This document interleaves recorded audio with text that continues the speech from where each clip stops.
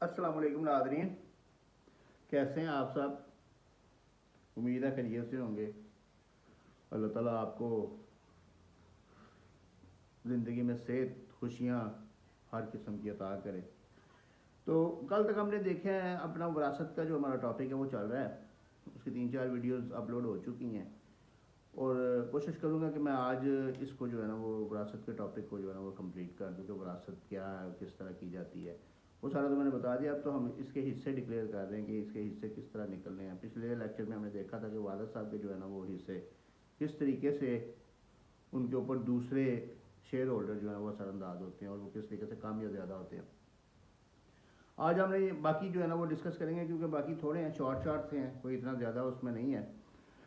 तो वालदा का हिस्सा जो है ना वो रेगुलरली हम देखते हैं कि वो एक बड़ा 6 होता है, लेकिन जो वालदा मुतवफ़ी की वालदा जो है ना उसका हिस्सा भी चेंज हो सकता है अगर उसके वारसान में कोई डिफरेंस हो तो। अब उसमें 2 सिनेरियो हैं, सिर्फ, ज़्यादा नहीं है। एक तो ये है कि अगर तो मुतवफ़ी की औलाद मौजूद है, वालिद मौजूद है, तो वालदा को एक बड़ा 6 हिस्सा मिलेगा।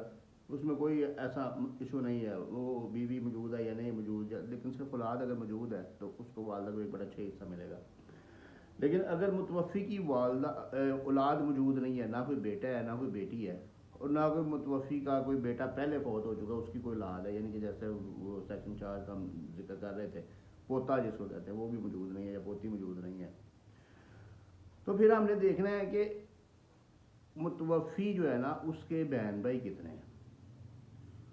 मुतवफ़ी के बहन भाई देखने के हमने कितने हैं, क्योंकि अब शेयर जो है ना वो वालदा के बाद बाकी जो बचेगा वो मुतवफ़ी के बहन भाइयों को जाएगा। अब अगर तो एक ही बहन भाई है,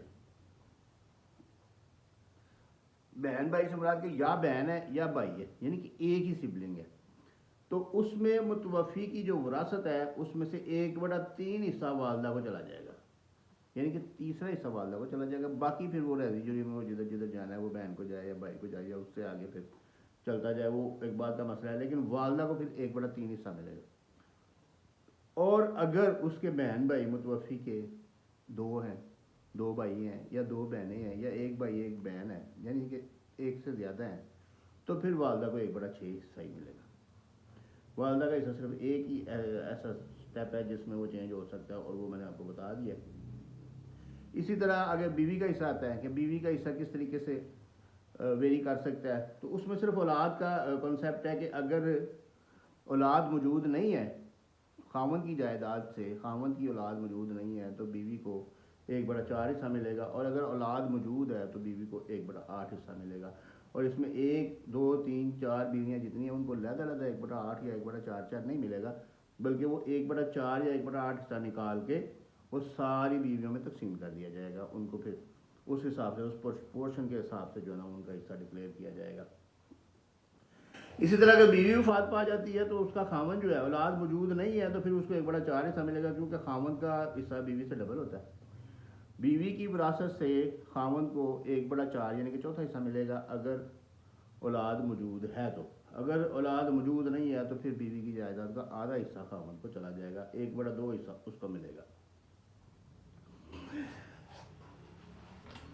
इसी तरह बेटी का, जैसे मैंने वो कल भी बताया था कि अगर वो अकलौती है तो फिर उसको जायदाद का 1/2 हिस्सा, और अगर वो 2 या 2 से ज़्यादा हैं तो फिर उनको 2/3 हिस्सा जो है ना वो सारी बेटियों में तकसीम कर दिया जाएगा। इसके बाद बाकी जो जायदाद बचेगी वो 2nd डिग्री में जाएगी, 3rd डिग्री में जाएगी, 4th डिग्री में जो हमने डिस्कस किया हुआ ऑलरेडी उनमें जाएगी और उनमें तकसीम होगी। तो जो एंड पे, जो एंड वाले जो है ना वो वारसान जो एंड बिल्कुल एंड पे जा गए, यानी कि अगर कोई भी वारस मौजूद नहीं है, उसकी एग्जांपल्स बहुत ज़्यादा हमारे माशरे में कि जिनका कोई भी वारस मौजूद नहीं है, तो फिर एंड पे उसको देखा जाएगा कि उसने कोई वसीयत की है किसी मजहबी इदारे के बारे में कि उसको जायदाद दे दी जाए, या किसी NGO के बारे में कि उसको, या कोई वेलफेयर सोसाइटी है कोई इस तरह की, या किसी शख्स के बारे में कोई उसने वसीयत की है पूरी जायदाद की कि उसको दे दी जाए मेरे मरने के बाद, तो फिर उस पर अमल दरामद किया जाएगा और उसकी सारी विरासत उसको चली जाएगी। और अगर उसकी कोई वसीयत भी सामने नहीं आती तो फिर गवर्नमेंट एक ऐसी जो हमारी वो अल्हम्दुलिल्लाह वो पहले ही जो लोगों से छीन रही है सारा कुछ, वो उसको जो है ना वो प्रॉपर्टी सारी, वो जायदाद सारी जो है ना वो गवर्नमेंट को चली जाएगी और गवर्नमेंट उसको फिर डिस्पोज ऑफ करेगी। वसीयत जो है वो मैं पहले भी एक दफ़ा बता चुका हूँ कि वसीयत जो है वो 1/3 हिस्सा तक जो है ना वो कर सकता है बंदा, अगर उसके वारसान मौजूद हैं। अगर वारसन मौजूद हैं तो फिर 1/3 हिस्से तक वसीयत कर सकता है, बाकी जो है ना वो उसकी वसीयत जो है ना वो नहीं होगी, वो बाकी जो है वो विरासत में जाएगी। लेकिन अगर कोई भी वारस मौजूद नहीं है बिल्कुल, यानी कि एंड तक कोई आंटी, कोई खाला, कोई मामी, एंड तक कोई वारस मौजूद नहीं, तो फिर वो पूरी प्रॉपर्टी की वसीयत कर सकता है। वो अपनी प्रॉपर्टी जिस किसी को मर्जी जो है ना वो दे सकता है। और विरासत का अंदराज किस तरह करवाना है और उसके सर्टिफिकेट कहाँ से लेने हैं, वो मैंने ऑलरेडी वो एक वीडियो में, वो आप तो चेक कर सकते हैं पिछली वीडियोस में से, वो आपको पता चल जाएगा वो हेड नोट से भी कि वो विरासत कहाँ से आपने सक्सेशन सर्टिफिकेट लेना है, जानशीनी सर्टिफिकेट लेना है। दो तरह की जायदाद होती है, एक मनकुल्ला होती है, गैर मनकुल्ला होती है, यानी कि मूवेबल प्रॉपर्टी और इमूवेबल प्रॉपर्टी। मूवेबल प्रॉपर्टी जो है ना वो आप उसके पैसे, उसकी रकम और उसके अलावा उसके कोई शेयर्स, कोई कंपनी में शेयर्स हैं तो वो, या कोई सर्टिफिकेट्स हैं कोई, यानी कि जो फिक्स डिपॉजिट सर्टिफिकेट्स होते हैं, या कोई सेविंग सर्टिफिकेट्स हैं, या कोई प्राइस बॉन्ड हैं, यानी कि इस तरीके से की जो प्रॉपर्टी है, जो जायदाद है, जो मूव कर सकते हैं आप एक जगह से दूसरी जगह पे, उसको मूवेबल बोलते हैं। और जो आप मूव नहीं कर सकते, जैसे कि ज़मीन है, उसको आप जो है ना वो इमूवेबल प्रॉपर्टी, या मकान है, कोई घर है, तो वो दुकान है, इस तरह की प्रॉपर्टी को वो आप इमूवेबल बोलते हैं। इमूवेबल प्रॉपर्टी के लिए आपको डिक्लेरेशन लेनी पड़ती है कोर्ट से। अगर आपको नादरा से सक्सेशन सर्टिफिकेट या लेटर ऑफ एडमिनिस्ट्रेशन जारी नहीं होता, डिक्लाइन सर्टिफिकेट जारी होता है, तो फिर जो मूवेबल प्रॉपर्टी है उसके लिए आपको फैमिली कोर्ट से सक्सेशन सर्टिफिकेट लेना पड़ता है, और जो इमूवेबल प्रॉपर्टी है उसके लिए आप सिविल कोर्ट से जो है ना वो डिक्लेरेशन ऑफ लीगल हेयर, यानी कि जिसको तकर्री है वारसान की डिग्री कहते हैं, वो लेनी पड़ती है।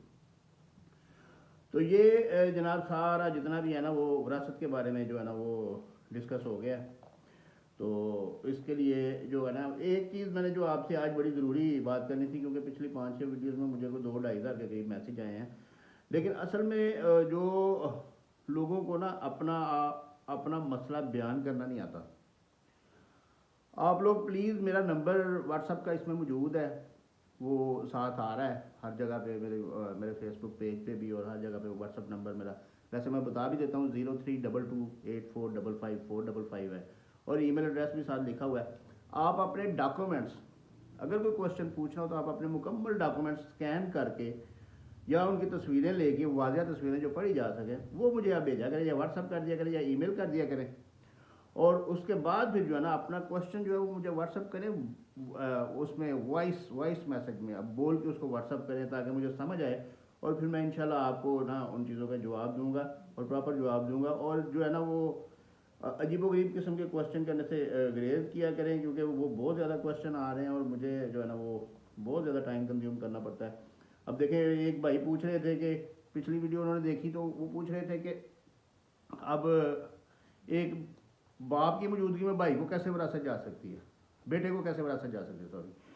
तो मैं ये चीज़ वाज़िया करना चाहता हूँ कि वो उन्होंने गौर से देखा ही नहीं। मैं हालांकि पिछली वीडियो में साथ साथ कह रहा था कि इसको नोट कर लें, रिकॉर्ड कर लें, इसको लिख लें। वो मैं मुतवफ़ी के बेटे और मुतवफ़ी के बाप की बात कर रहा हूँ। मैं ये नहीं कह रहा कि एक बाप जिंदा है तो उसकी विरासत ओपन होगी और बेटे को चली गई, ऐसा तो हो ही नहीं सकता।